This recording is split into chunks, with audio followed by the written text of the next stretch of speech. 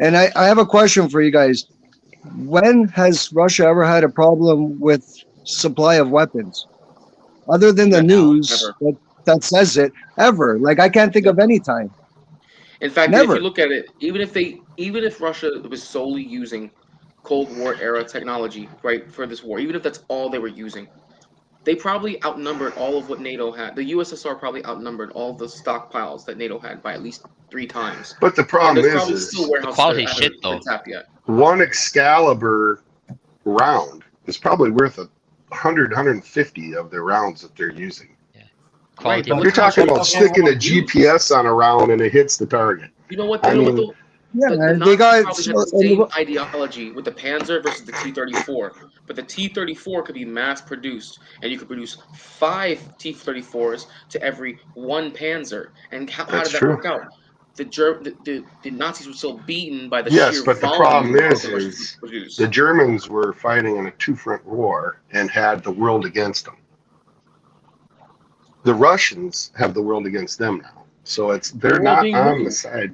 What? The world being, if you look at the last UN meeting, right, when they were trying to vote on a multipolar world, there were most countries voted on the side of Russia. You know, Russia's GPA is smaller than the state of California. Well, Russia's GPA is smaller than the state of California. William, I'm sorry, most but countries are smaller than can I answer that? Can I answer that question? Can I answer that question? Go ahead. If you look at, see, the metric you're using is CPP, but if you look at PPP, which is purchase parity, Russia comes 5th in the world. No, How do you think they're able to have a space program, to have a nuclear powered submarine program, to have all these programs? He's talking about GPA, the grade point average. California gets better grades. California gets better grades than Russia does. I don't know. Russians are pretty smart. I think that's probably the other way around. Yeah. For sure. Again, this is a country that produces space rockets and everything else, hypersonic missiles. This is not a joke of a country. I'm not sure what you're trying to get at a point. One smarter than the other. You know what's interesting is, why did one of their SFB officers get busted coming through Estonia trying to smuggle in sniper rounds and some chips? If they're so set, why are they bringing one guy? Do you really believe everything that the news tells you? What's that? Do you really believe people everything here in America too that were supplying it? Yeah, spies get caught. Well, I don't get what your point is there.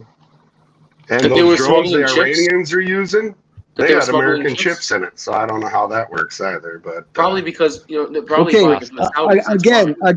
what is your point with the chips? Like, what Russia produces its own chips. They don't produce the smallest size of the chips, but what are they using those chips for then? The chips that they need, that you're trying to comment on, like for missiles and other things, they produce all those chips. You can go watch the laboratories that are making them today. They're on video.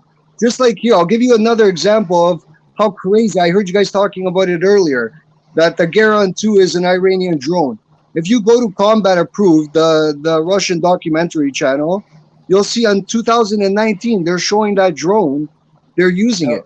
No, that's way before the war. I said that just because it's the easiest way to describe that drone to people who don't know specifically about it. No, I know, but I'm just saying the news reports a lot of things. They're reporting that they're getting ammunition from North Korea. They're like, well, none of this makes any sense. There's no evidence. Why do people bring it up?